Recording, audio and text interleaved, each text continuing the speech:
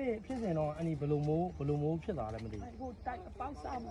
ညီလေး2ယောက်နဲ့သမီးငယ်လေးနဲ့4ယောက်ဒဲလိုချိန်ပြီးဆိုကြတာမီးတွေပြေးဆွဲပြီးတော့အဲ့တခါတည်းမြေကြီးတွေအကွက်ပြီးနောက်ခန်းအန်တီတို့အိတ်တဲ့ကရင်အောက်ထဲကိုပါသွားတာပဲတဲတွေရော အရင်တော့မြေကဒီလိုဒဲကြီးလား ဒဲဒီဟာနဲ့တက်ညီနဲ့တက်ညီတယ်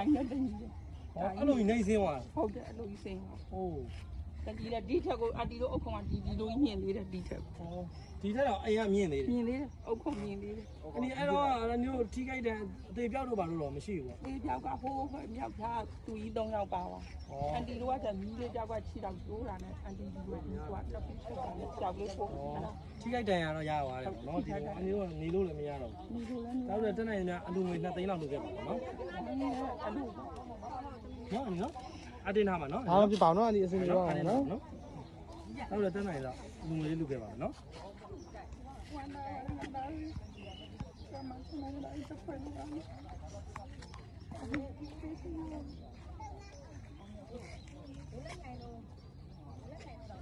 ပြည့်နော်ဒီဘက်ကပြည့်ဟာနေအသက်မသေးတာပဲပြင်ကန်သွားတာပဲ ကောင်းပါရဲ့ဟုတ် ကန်သွားပါနော်